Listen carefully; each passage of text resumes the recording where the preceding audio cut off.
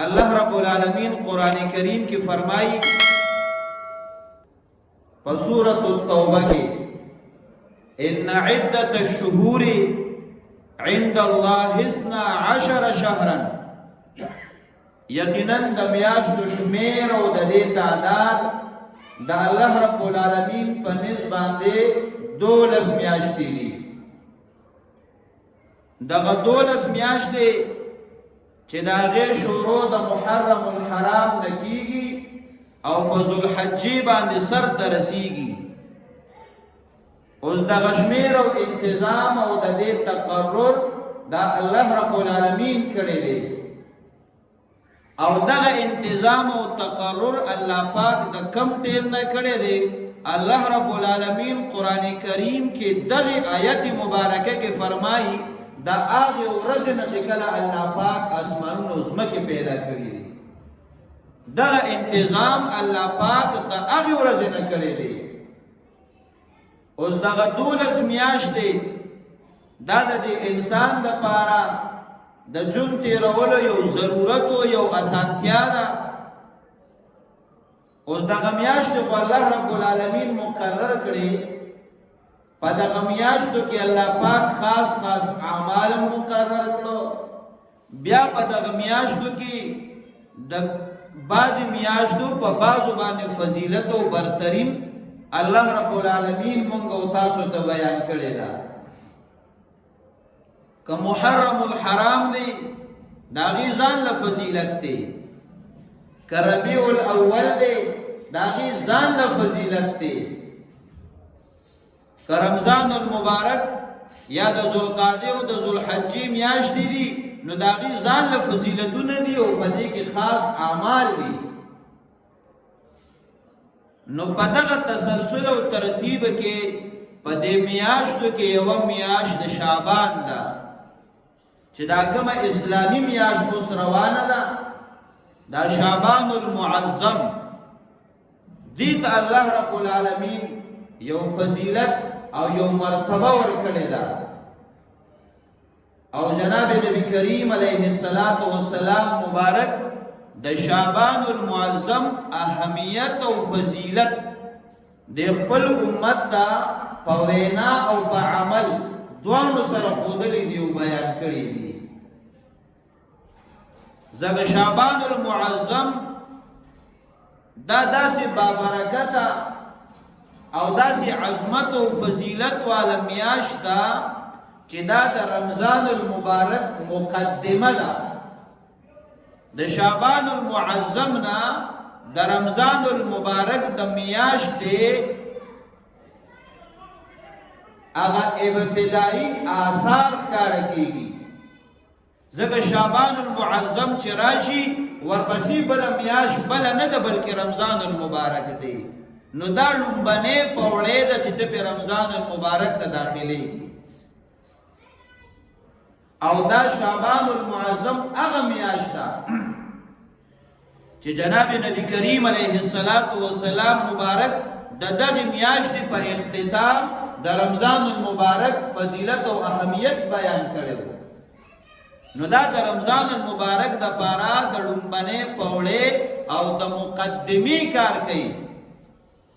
دا شعبان المعظم د دې مثال دا د هغه استقبالیې دی چې د میلمه په انتظار ولاړي، او چې کله مهمان خصوصي او میلمه را ورسیږي نو دغه انتظار کوونکي هغې ته په خیرالی اهلا وسهلا وی، هغې ته خوش آمدید وی. نو دا استقبالیې والا چې کوم اهمیت او فضیلت لري هغه شعبان المعظم ته حاصل دی. ځکه دغه استقبالیې والا د هغه مهمان خصوصي او د میلمه په انتظار دی.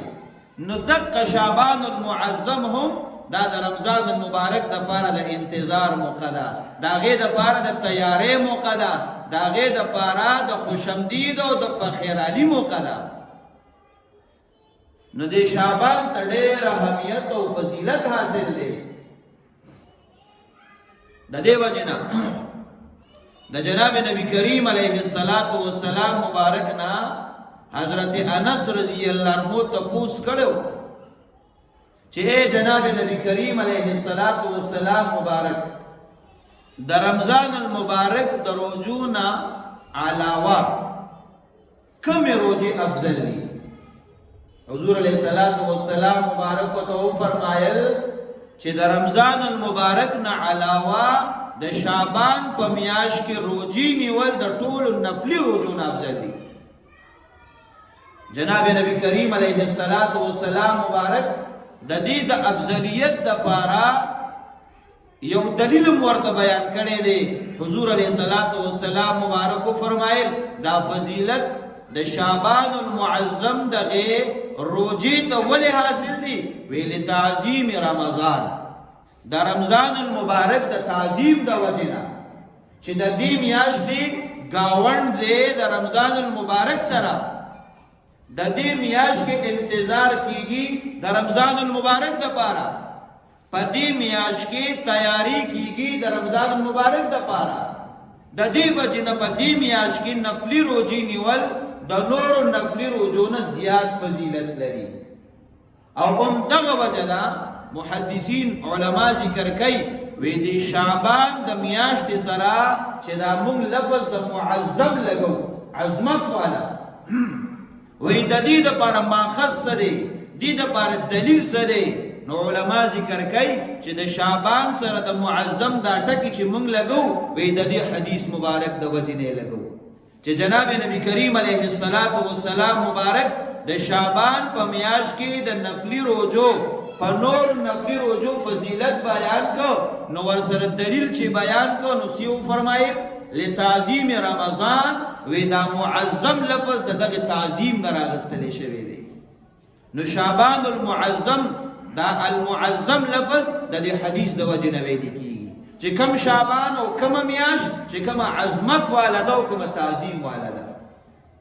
نو دا شعبان دا عظمت والا میاش ده، دا د رمضان المبارک د پاره د تیاری میاش ده، د انتظار میاش ده، دې د زګه اهمیت او فضیلت حاصل دي.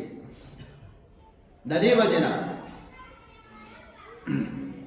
عائشہ صدیقہ رضی اللہ تعالی عنہ فرمائی وی جناب نبی کریم علیہ السلام مبارک چکل د شعبان میاش برالا نو فرمائی کان رسول اللہ صلی اللہ علیہ وسلم یتحفظ من هلال شعبان ما لا يتحفظ من غیره.